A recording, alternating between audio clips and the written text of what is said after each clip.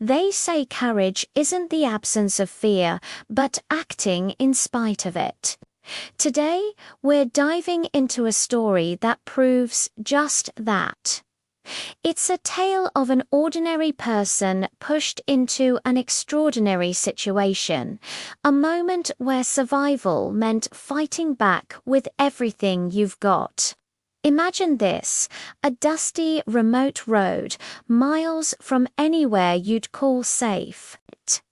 A convoy is making its way through hostile territory, carrying vital supplies. The mood is tense. Every shadow looks like a threat. Every sound makes your heart jump.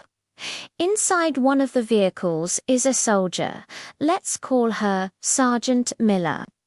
She's not a hardened special forces operator, but a logistics specialist. Her job is to make sure the beans, bullets, and bandages get where they need to go. She's done this run a dozen times. It's routine, almost boring, but not today. Suddenly, the world explodes. The lead vehicle is hit, erupting in a ball of fire and smoke. The air fills with the crackle of automatic weapons. They've driven straight into a well-planned ambush. The convoy grinds to a halt. Chaos reigns. Radio channels are screaming with panicked voices. This is the moment where training is supposed to take over, but for many, fear freezes them in place. They're pinned down, outgunned, and the situation looks grim. Sergeant Miller's vehicle is rocked by a nearby explosion. Shrapnel peppers the side of the truck. Inside, her team is dazed. Some are injured. Through the dust and confusion, she sees the attackers advancing, trying to overrun their position. Her heart is pounding, every instinct telling her to stay down, to hide.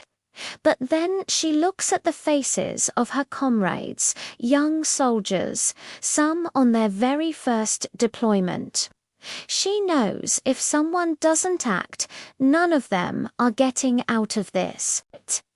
That's when something inside her clicks. The logistics specialist disappears, and a warrior emerges.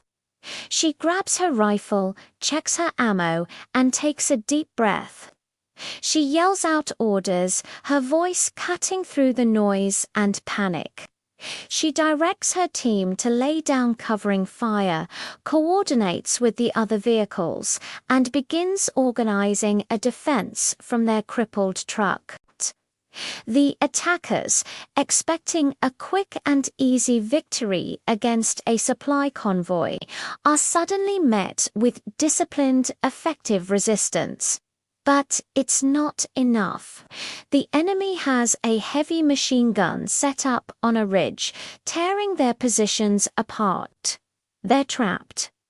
Miller knows they can't stay put. She sees a ditch running parallel to the road, offering a sliver of cover. It's a long shot, a desperate gamble. She makes a decision that will either save them or be the last one she ever makes. She tells her team to provide the heaviest fire they can muster, concentrating on the ridge. Then she breaks cover. She runs low and fast, diving into the ditch as bullets whip past her head, kicking up dirt all around her. Her goal isn't just to escape, it's to flank the enemy gunner, crawling through mud and debris. With the roar of battle in her ears, she inches her way closer. She's alone, isolated, but she's not thinking about that. She's focused on one thing: taking out that gun. After what feels like an eternity, she's in position. She can see the machine gun nest, the crew so focused on the convoy that they haven't noticed her. She steadies her rifle, controls her breathing, and takes the shot. Then another.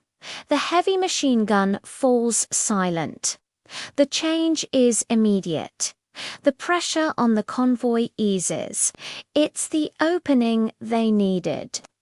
Inspired by her incredible bravery, the other soldiers rally. They push back, turning the tide of the battle. Miller makes her way back to her team, and with her leadership, they hold the line until reinforcements arrive, driving off the remaining attackers. When the dust finally settles, the convoy is battered, but it's intact. More importantly, because of one person's refusal to give in to fear, the majority of her comrades are alive. Sergeant Miller didn't seek the spotlight. She was just doing her job. But on that day, she did more than just deliver supplies. She delivered a masterclass in courage. Her story is a powerful reminder that heroes aren't born, they're forged in moments of crisis. They are ordinary people who, when faced with the ultimate test, choose to hit back harder. Thanks for watching.